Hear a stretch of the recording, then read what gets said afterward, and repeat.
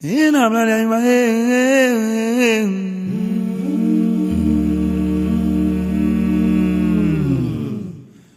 Odea my manche mamimba. Ingani awola woboshe womboe womboshe.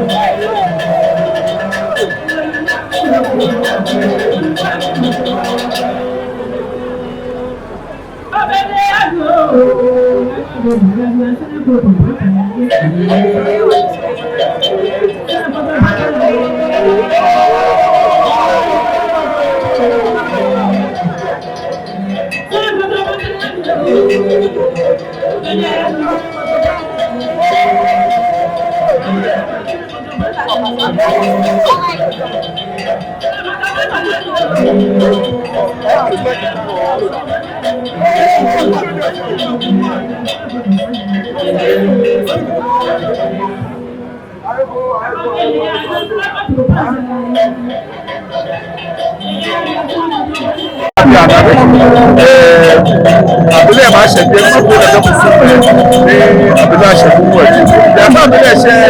ìwọ̀dí wọn fẹ́ fún ẹ bẹ́ẹ̀ àtàfẹ́ fẹ́fẹ́ àfúlé ẹgbẹ́ yìí wọ̀nyí wọ́n fi ojú ọ̀gbẹ́.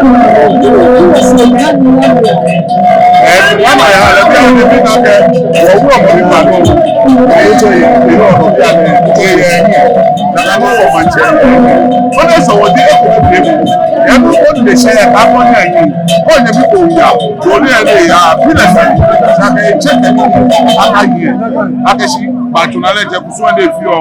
ẹ̀gbọ́n àlẹ́sẹ̀ nínú kó kúrò àbàbẹ̀ àwọn òbílẹ̀ kan wọ́n yà wọ́n náà tó wọ̀ wọ́n yà wọ̀ yìí wọ́n á fi kó má bẹ́ẹ̀ àyà yìí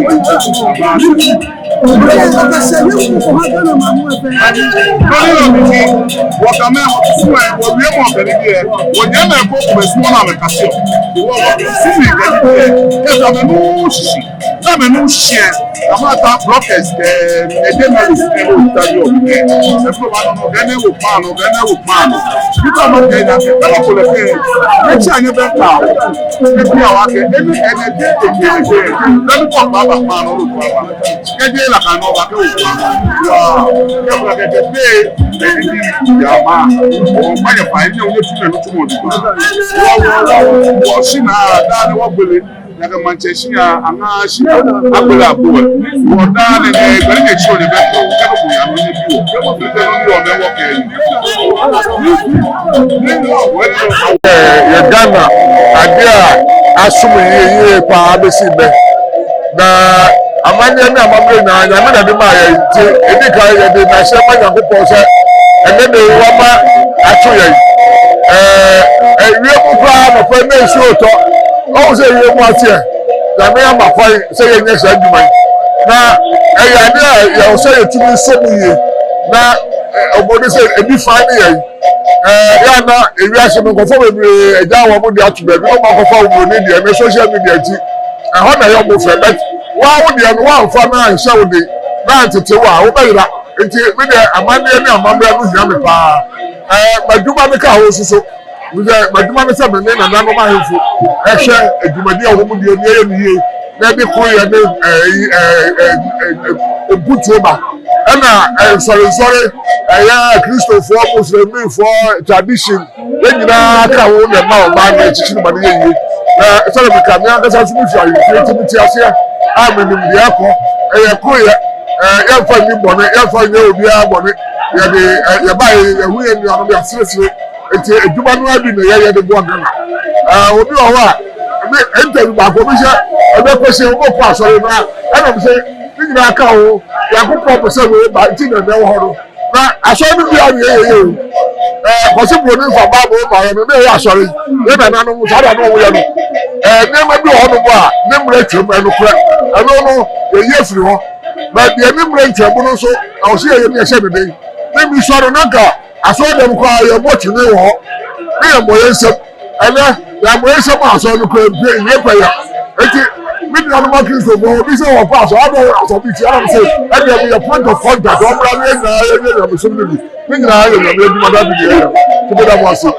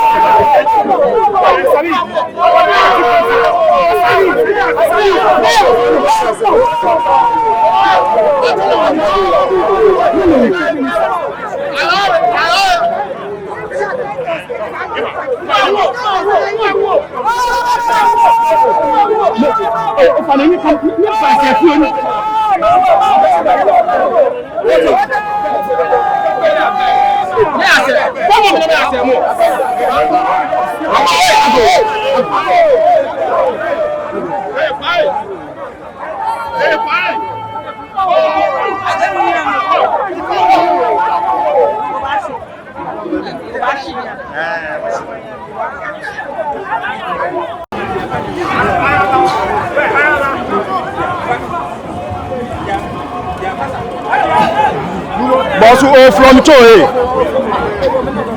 Ode Jeru.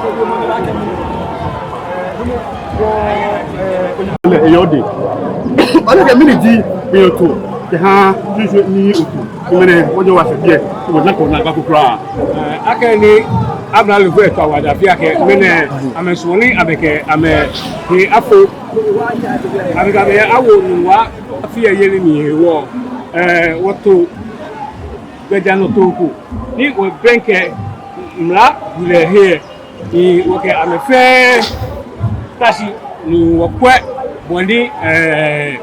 biene ni jinduwa tashi oyibi ke ba body police ke wo asafache ben ke ba gomi oni wo kwa ka shi ni afefe ni o sha kwa akaba moko no yo many as be wo asafache men say na me di many wona ya security e no to no like police wo yo so me to me hu pata yi wo yen wo nwa wulo bo fe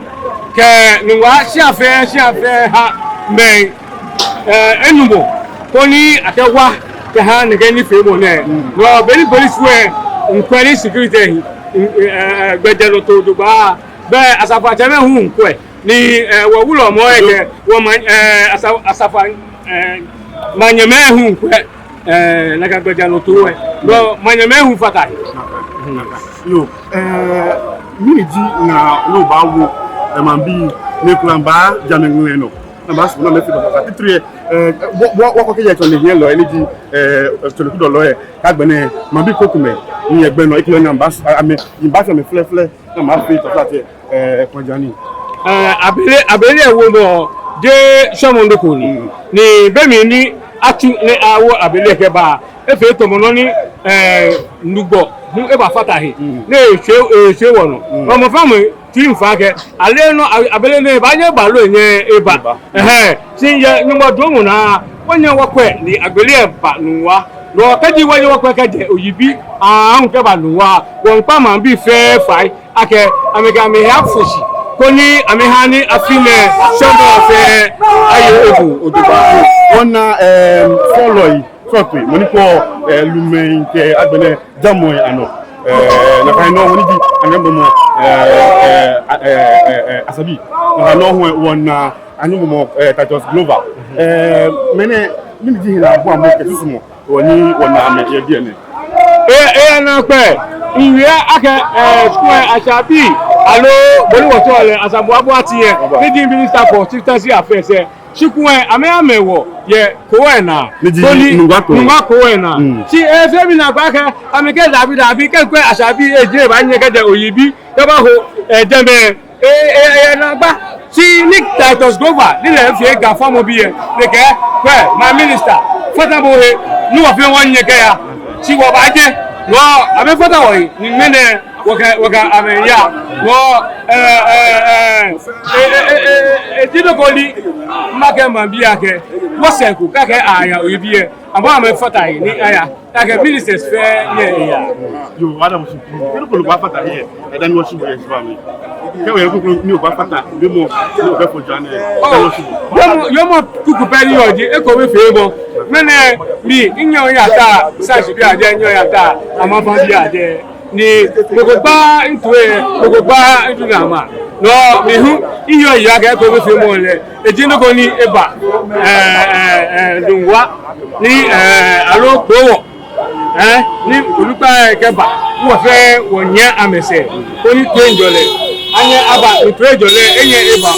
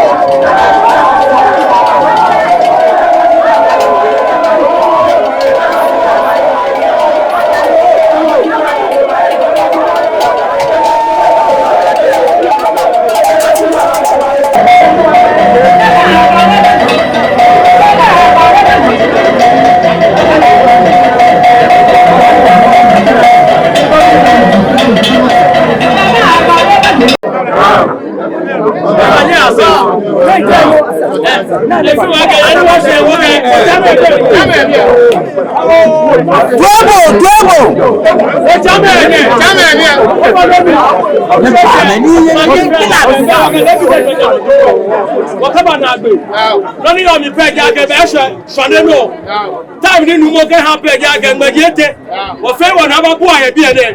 Connie was a mammy, no one to team, no more bravo, she checked. Let's show a die beer. I'm going to fit a peg, a German friend, back to the tomorrow. Time now, 2 o'clock.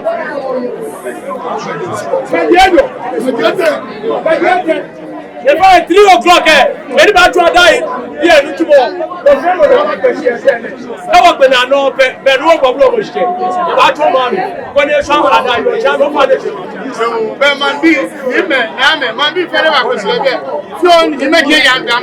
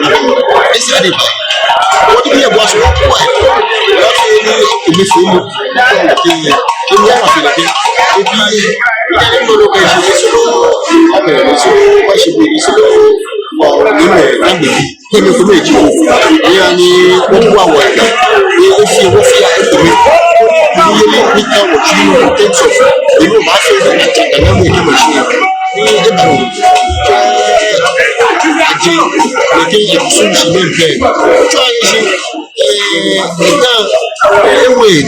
they can wait a bit. No fear, no fear.